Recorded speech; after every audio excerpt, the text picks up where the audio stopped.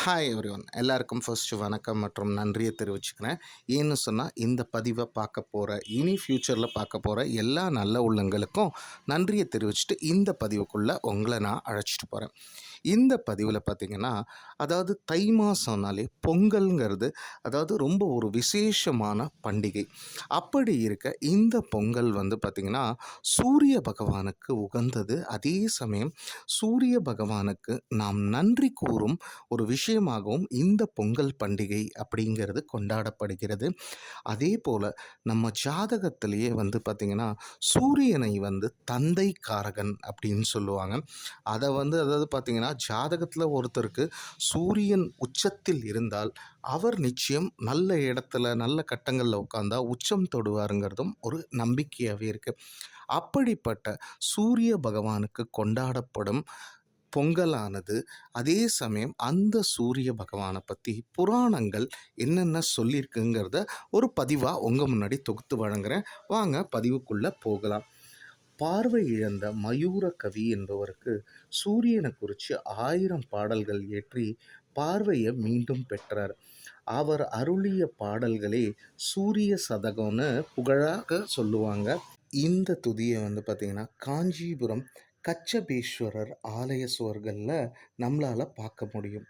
ராமபிரான் ராவணனை வெற்றி பெற அகஸ்திய முனிவரானவர் ராமபிரானுக்கு உபதேசித்த ஆதித்ய ஹிருதயம் என்னும் மந்திரம் சூரியனின் பெருமைகளை பேசுது.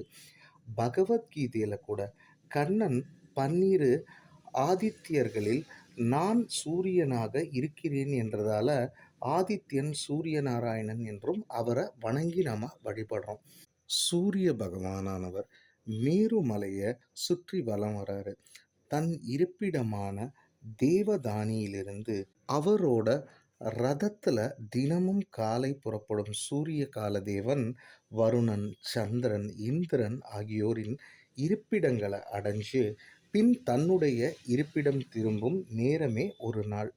ஒரு முகூர்த்த காலத்தில் அதாவது வந்து பார்த்திங்கன்னா 27, 206, 400 மைல்கள் சஞ்சரிக்கும் வல்லமை உடையவர் சூரியனார்.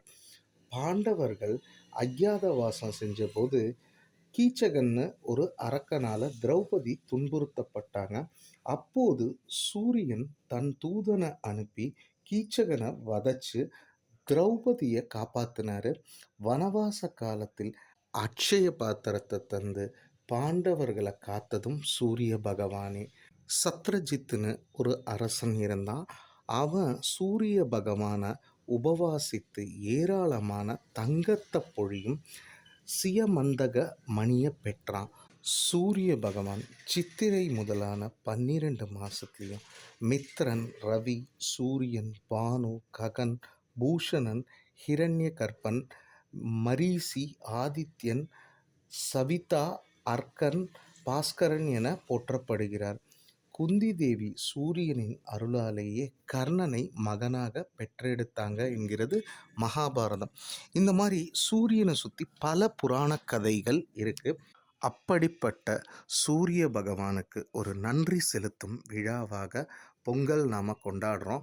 அப்படி இருக்க சூரியனின் அருள் நமக்கு கிடைச்சிச்சு அப்படின்னா அதே மாதிரி நமக்கு சில விஷயங்கள் நம் உடல்லையுமே சூரிய ஒளிக்கதிர்கள் படும்போது அது ஒரு நல்ல அதிர்வலைகளை தருங்கிறதும் ஒரு நம்பிக்கை.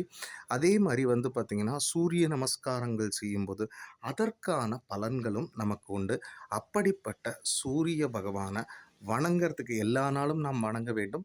அப்படிப்பட்ட சூரியனை நம்ம வணங்க பொங்கல்ங்கிறது நமக்கு ஒரு வாய்ப்பாக அமையுது.